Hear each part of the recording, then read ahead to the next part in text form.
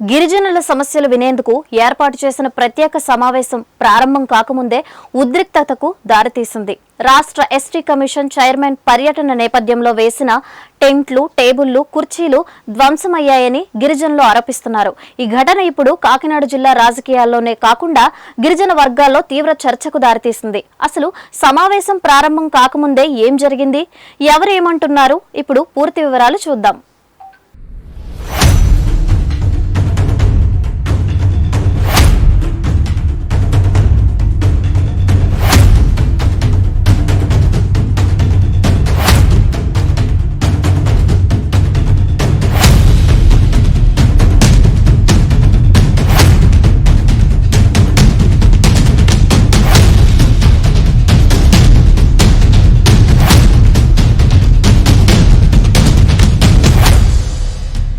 కాకినాడ జిల్లా ప్రతిపాడు నియోజకవర్గంలో రౌతులపూడి మండలం జల్దం గ్రామం. సాధారణంగా ప్రశాంతంగా ఉండే ఈ గ్రామం ఒక్కసారిగా రాజకీయ, సామాజిక ఉద్రిక్తలకు కేంద్ర బిందువుగా మారింది. రాష్ట్ర ST commission chairman Cholla Bojjireddy ప్రజా సమస్యలు తెలుసుకునేందుకు ప్రత్యేక సమావేశంలో పాల్గొనాల్సి ఉండడంతో అధికారులు, స్థానిక గిరిజనులు సమావేశ ఏర్పాట్లను పూర్తి చేశారు. ప్రజలు పెద్ద సంఖ్యలో హాజరయ్యేలా టెంట్లు, కుర్చీలు, టేబుళ్లు ఏర్పాటు చేశారు. అయితే సమావేశం ప్రారంభానికి కొద్దిసేపటి ముందే పరిస్థితి ఒక్కసారిగా మారిపోయిందని గిరిజనులు చెబుతున్నారు. సమావేశం కోసం ఏర్పాటు చేసిన టెంట్లు, టేబుళ్లు, కుర్చీలను కొందరు స్థానిక టీడీపీ నాయకులు ధ్వంసం చేసి చెల్లాచెదురుగా విసిరేశారని వారు ఆరోపించారు. దీంతో అక్కడ కొంతసేపు ఉద్రిక్త వాతావరణం నెలకొంది. ఈ ఘటన సమాచారం తెలుసుకున్న గిరిజనులు పెద్ద సంఖ్యలో అక్కడికి చేరుకొని ఆందోళన వ్యక్తం చేశారు. ఇది కేవలం సమావేశ ఏర్పాట్లను ధ్వంసం చేయడం మాత్రమే కాదని, గిరిజనుల గొంతును అణిచివేసే ప్రయత్నంగా భావిస్తున్నామని పేర్కొన్నారు. రాష్ట్ర ఎస్టీ కమిషన్ వంటి రాజ్యాంగబద్ధ సంస్థ నిర్వహించే కార్యక్రమాన్ని అడ్డుకునే ప్రయత్నం జరిగిందని వారు ఆరోపించారు. జిల్లా పరిధిలో రౌతులూరు మండలం నుంచి జల్దం గ్రామంలో కించి జగ్గారావు అని నేను మాట్లాడుతున్నానండి. విషయం ఏంటంటే ఇక్కడ మైనింగ్ విషయంలో స్టార్టింగ్లో అబ్బారెడ్డి గారు అనేసి ఎవరు లోకకుమార్ రెడ్డి గారి తాలూకులు వచ్చారండి. వచ్చి మాకు అన్ని సౌకర్యాలు చేస్తామని అంటే వాళ్ళకి మాట ఇచ్చి మేము కొంత ల్యాండ్లు ఇచ్చించి ఇచ్చామండి. అప్పుడు వాళ్ళకి లీజులు ఇస్తామన్నారు. ఒక లారీ తిరిగితే చాలన్నారండి. అలాంటిది ఇవాళ 2 లారీలు 3 లారీలు తిరిగిలాగా అక్రమంగా తోలుకున్న అంజూరు పెంతనబాబుపై చట్టపరంగా సుమోటుగా కేసు నమోదు చేసి చర్య తీసుకోవాలనేసి నేను సభాముఖంగా ఎస్టీ కమిషనర్ గారు కూడా ఇందాక తెలియపరిచాను. అదేవిధంగా నేను చెప్పిందే కాకుండా ఒక మెమోరాండంగా అప్లికేషన్ తయారు చేసి కమిషనర్ దృష్టికి తీసుకెళ్ళడం జరిగిందండి. ఆల్రెడీ నా ల్యాండ్ విషయంలో ఆయన ఆల్రెడీ కోర్టులో వేశారు. అది కోర్టులో హియరింగ్ జరుగుతుంది. తర్వాత నాతో పాటు మిగిలిన అందరు గిరిజన రైతులందరూ కూడా న్యాయం జరగాలని, అలాగే ఈ కంచి మొదలుకొని జల్దాం నుంచి మొదలుకొని సర్వే నెంబరు 7 గ్రామకంట శ్మశాన ల్యాండ్ మొదలుకొని సార్లంకి ఇల్లుకి వెళ్ళిపోయిన గ్రామాల వరకండి ప్రజలు పడుతున్న ఇబ్బందులు అన్నీ కావండి. ఎందుకంటే ఒక వాండర్కి 10 బండ్లు ఉంటండి, 10 బళ్ళు ఒకేసారి వెళ్తున్నాయండి కమ్యూనిటీగా. 10 బళ్ళలో నుంచి మా బైక్ తప్పించుకోవడానికి ఊపిరాడలేని పరిస్థితి అండి. అంత అన్యాయంగా లారీ వస్తుందండి. క్యాబుల్లో వేసుకున్నంత మట్టిని మానేసి హైట్లోడ్ వేసేస్తున్నారు సార్. హైట్లోడ్ వేసేస్తే ఏముందండి, సదరంగా లేని రోడ్లోన ఒకేసారి అంతంత మట్టి మీద పడిపోయే స్థితిలో ఉందండి. పరిస్థితి అలా ఉంది. మేము బయటికి వెళ్ళి ఇంటికి రావాలంటే మాకు ఏంటంటే మధ్యలో చచ్చిపోతామో ఇంటికి చేరుతాం అనేది మాకు అయోమయం గతిలో ఉందండి. మాకు ఆదుకుండే నాదుడు మా ట్రైబల్ వెల్ఫేర్ కమిషనర్ గానే అనేసి ఉద్దేశంతో ఈరోజు ఈ మీటింగ్ సమావేశంలో ఆయనకి మేము ఇవ్వాల్సినవన్నీ కాగిత రూపంగా రాసిచ్చామండి. అలాగే మైనింగ్ తక్షణమే క్రమబద్ధకరంగా నడుపుకోవాలి తప్పండి. అది కూడా మా గిరిజనులు ఆదేశాల మేరకు కరెక్ట్గా ఏంటంటే ఒక 50 మీటర్లకి ఒక లారీ తిరగాలి తప్పండి. 50 మీటర్లో 10 లారీలు తిరగడానికి లేదండి. హైట్ లోడ్ వేయడానికి లేదండి. అలాగే వేయడం వల్ల ఎంతోమంది అమాయక గిరిజనులు బలైపోయే విధానం ఉంది కాబట్టి అది మార్చుకోవాలి సార్. రాత్రి ఈ మీటింగ్కి అనేసి మేము అందరం స్పాన్సరింగ్ చేసి ఆయనకి కమిషనర్ మీటింగ్ నడుపుకోవాలన్న ఉద్దేశంతో ఆ మీటింగ్ విషయంలో ఈ టెంట్కు ఏర్పాటు చేసుకున్నట్లయితే బాగుంటుంది. ఎండలో ఏం మాట్లాడుకుంటాం మా సమావేశం అనేసి మా 54 గిరిజన గ్రామాలన్నీ పెదమల్లాపురం మండలంగా చేసి మినీ ఐటీటీ నడపాలని, తర్వాత ఇక్కడ ఉన్న గిరిజనులకి ఏంటంటే చదువు, ఆరోగ్యరీత్యా అన్ని సమస్యల మీద మాట్లాడుకోవాలన్న ఉద్దేశంతో మేము ఈ ఏర్పాటుకి మేము సిద్ధపడతండి. రాత్రి రౌతులూరు మండల పరిధిలో నుంచి మన ఎమ్మెల్యే గారి అనుసంధానంతోనో మరి వెంకన్నబాబు అనుసంధానంతో నాకైతే తెలియదు కానండి, మౌలి అనే వ్యక్తి మాత్రం 2 కార్లు వేసుకొచ్చి తన అనుసరుల్ని ఒక గూండాజంగా చేసి ఇక్కడ నానా బీభత్సం చేసి రాత్రి వెళ్ళాడు సార్. దాని మీద మేము కమిషనర్కి ఏం చేయాలనేది కూడా కాగితం రూపంగా చెప్పండి. ఏండి మౌలి అంటే ఎవరు? మౌలి అంటే రౌతులూడి మండలం సోమరౌతు చంద్రమౌలి అంటే బలరాపురం గ్రామస్తుడండి. అతను కత్తుపూడి సత్తరూపు చైర్మన్ కూడా అని అంటున్నారు సార్. అతను మాత్రం చేతిన పనులు ఇన్నని కాదండి, నా సొంత పొలం విషయంలోనే సార్. నేను పొలం బాగు చేసుకుంటే జేజీపీని పెట్టి రోడ్డు అంచిన వేసిన రాళ్ళని పొలంలోకి నెట్టి వేసాడండి. అయితే ఇప్పుడున్న గవర్నమెంట్ విధి విధానాలతో మేము ఎదుర్కోలేక మేము భయం బాంతులై గురైపోయి ఎలా ఉన్నా గట్టిగా మాట్లాడితే కేసులు పెడుతున్నారండి.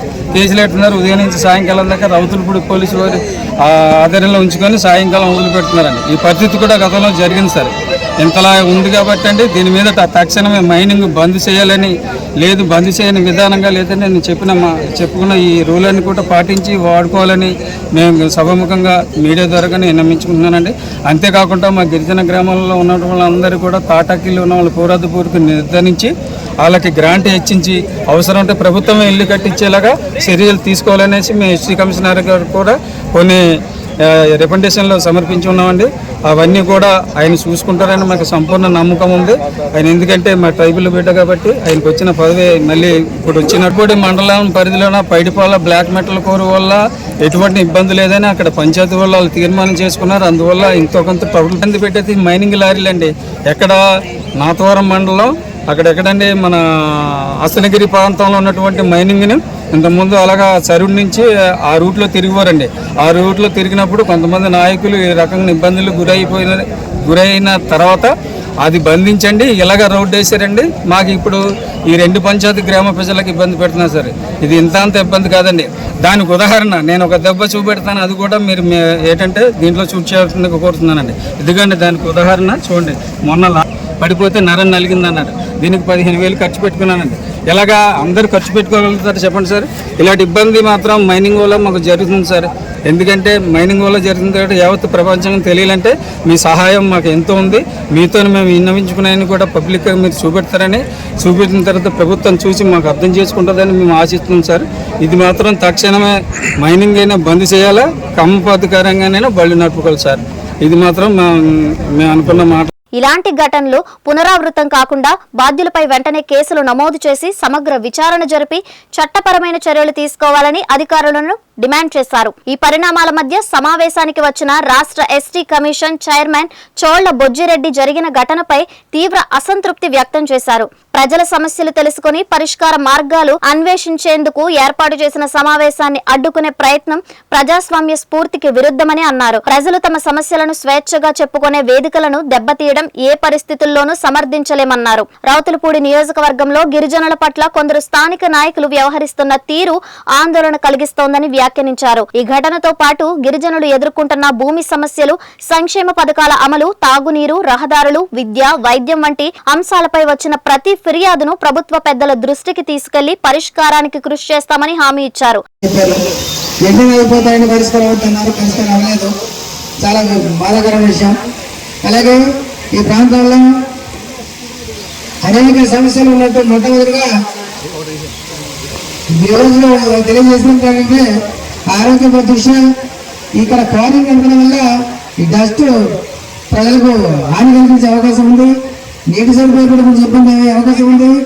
ఇవి కాకుండా ఈ ప్రాంతంలో హెల్త్ కోసం ఆరోగ్య కార్యకర్తలు లేకపోవడం చాలా బాధాకరం. ఒకరికి చాలా దూరాలు ఉన్నాయి. కాబట్టి ప్రతి ఊర్లో ఒక ఆరోగ్య సేవకు ఉండేయండి. అలాగే ఏఎంఎన్ గారు ఉన్నారని ఇక్కడ చెప్పేటప్పుడు విన్నాను. వాళ్ళు దాంట్లో హెల్త్ పరంగా అందరూ అందుబాటులో ఉండాలంటే ఖచ్చితంగా ఆరోగ్యమైన కార్యకర్తలు ఉండాలి, ఆరోగ్య కార్యకర్తలు ఉండాలి. ఆ కార్యకర్తలు ఉంటేనే ఈ ప్రజల ఆరోగ్యాన్ని ఆరోగ్యం చూసుకునే అవకాశం ఉంది. కావున అలా ఆరోగ్య కార్యకర్తలు కూడా ఏర్పాటు చేసే విధంగా నేను అధికారులతో మాట్లాడి ప్రజలతో మాట్లాడి లేదా కానకూడదని గవర్నర్ దృష్టికి తీసుకెళ్లి సమస్య పరిష్కరించగా ముందుకు వెళ్తాను.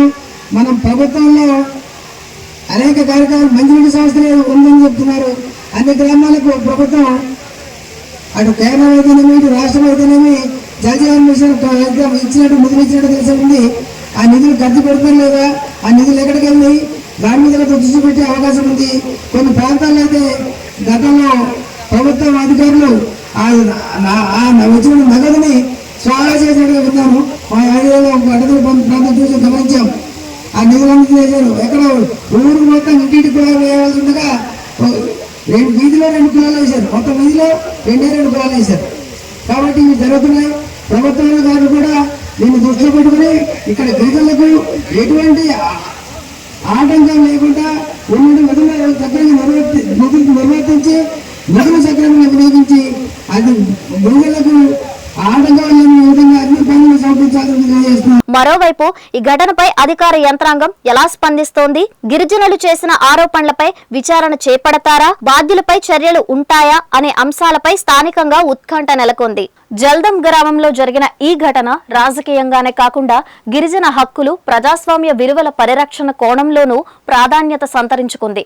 గిరిజనులు చేసిన ఆరోపణలపై అధికార యంత్రాంగం ఎలాంటి చర్యలు తీసుకుంటుందో వేచి చూడాల్సి ఉంది. ఈ ఘటనకు సంబంధించిన ప్రతి పరిణామాన్ని మీ ముందుకు తీసుకొస్తూనే ఉంటుంది D5 న్యూస్.